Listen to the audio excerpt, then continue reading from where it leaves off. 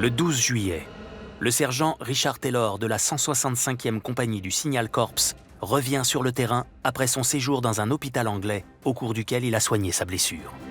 Il arrive dans le secteur de Saint-Laurent-sur-Mer, tout près de la plage d'Omaha Beach.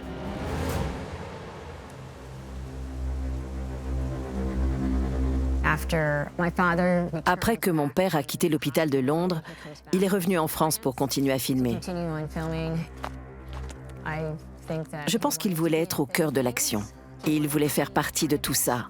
Évidemment, c'était effrayant, mais je pense aussi qu'il avait un travail à faire, et ce travail consistait à filmer. Il savait au fond de lui que c'était important.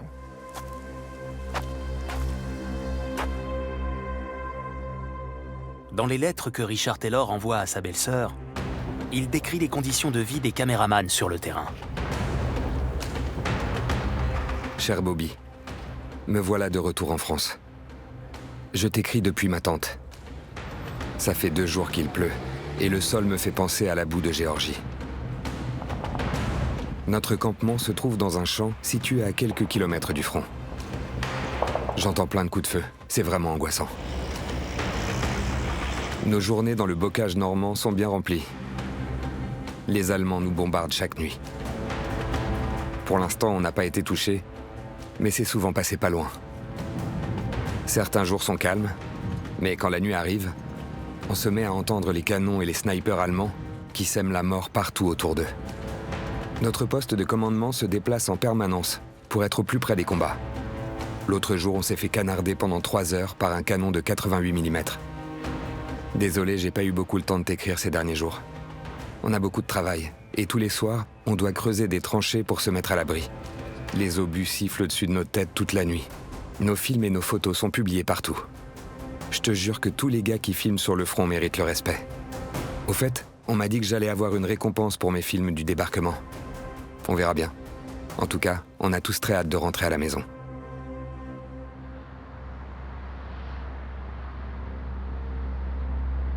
Sur ces images, Richard Taylor filme des soldats qui fouillent un dépôt de munitions situé dans les faubourgs de la ville et abandonné par les Allemands.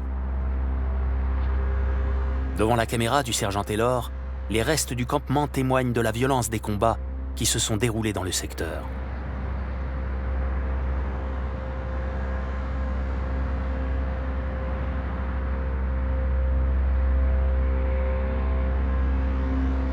Le calme est à présent revenu. Ne reste plus que quelques vestiges de 4 longues années d'occupation.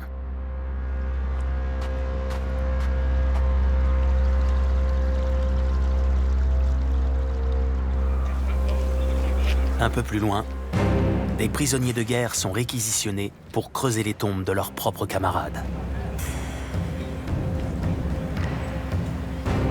Les généraux américains ont demandé aux caméramans de filmer avec soin les opérations. Comme une preuve du respect accordé à l'ennemi, les médecins légistes effectuent des relevés d'empreintes digitales qui permettront d'identifier les soldats enterrés sur place.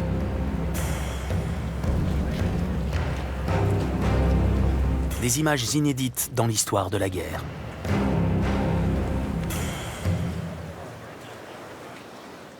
Le ministère de la Guerre a dû répondre à la question suivante. Que peut-on montrer ?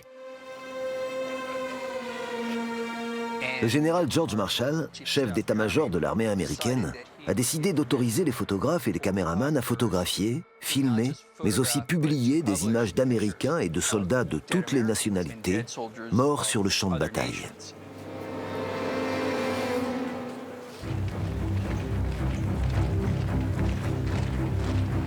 On est confronté à un dilemme moral. Est-ce une atteinte à la vie privée des soldats? Est-ce acceptable de filmer ou de photographier tout ça? On commence à voir les preuves par l'image des emplacements des premiers cimetières de Normandie et de comment ils ont été mis en place. Ça représentait une vaste opération pour l'armée américaine qui a dû décider comment traiter les victimes ou les enterrer et quelles traces il fallait conserver. Il s'agissait de soldats allemands qui avaient perdu la vie, des gens comme tout le monde qui avaient une famille, une maison. Quand vous voyez ces images d'enterrement, vous vous rendez compte de ce que ça signifie de se battre en Normandie. C'est ça la réalité de la guerre.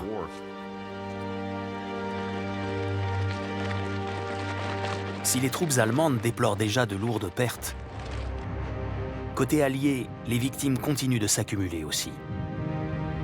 Dans le bocage normand, on estime que chaque kilomètre repris à l'ennemi coûte 1000 morts aux forces américaines. Un désastre humain et militaire. Le commandement allié doit éviter à tout prix que le conflit ne s'enlise. Il décide alors d'intensifier les bombardements aériens pour déloger la moindre poche de résistance allemande et empêcher le repli des troupes ennemies. Sous l'œil des caméras embarquées de l'US Air Force, la Normandie se transforme en enfer. Les villes, les villages, les routes, les voies ferrées, les ponts, toutes les infrastructures de la région partent en fumée. En ce mois de juillet 1944, les images des caméramans qui accompagnent les troupes au sol témoignent des conséquences terribles de la stratégie alliée. Pour libérer la région, il va falloir d'abord la détruire. Valognes, La Haye-du-Puy, Saint-Lô, Granville, Caen. Certaines villes seront détruites à plus de 80%.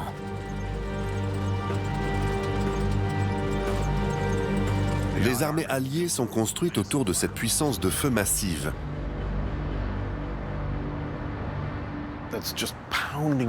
Le but est de pilonner tous les bâtiments et de créer de la destruction partout.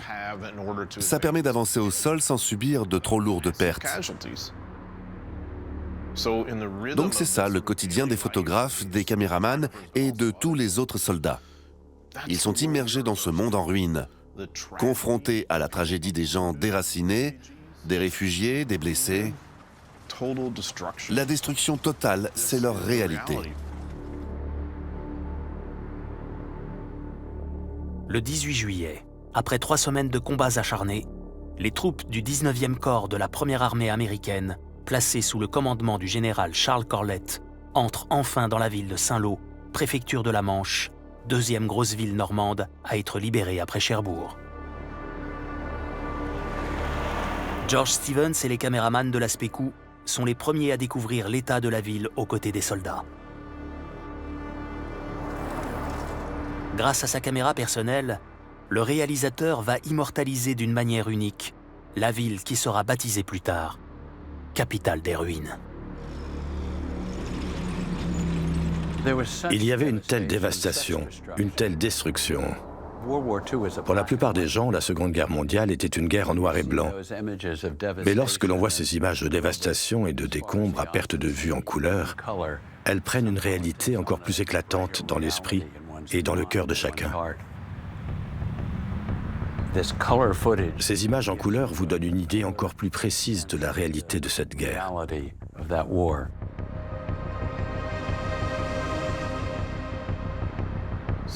Saint-Lô est un exemple de la tragédie ultime de toute cette guerre.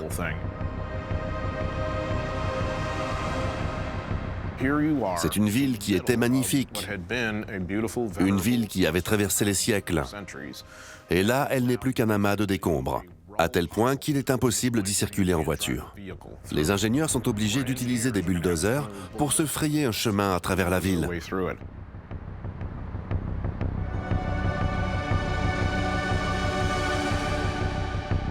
Après Saint-Lô, le 19 juillet, Caen tombe à son tour aux mains des forces anglo-canadiennes le 20. Fort de ces 2 succès, le commandement allié va décider de frapper un grand coup. Le 25 juillet, il décide de lancer une nouvelle opération de bombardement, la plus intense de toute la Seconde Guerre mondiale. Nom de code, Opération Cobra. Pendant 2 jours, des milliers de bombes s'abattent sur une zone de quelques kilomètres carrés située au sud et à l'est de la ville de Saint-Lô.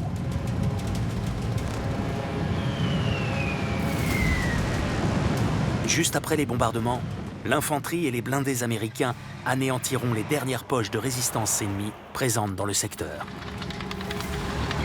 Des milliers de soldats des deux camps sont tués lors des combats. Et de nombreux soldats allemands sont faits prisonniers.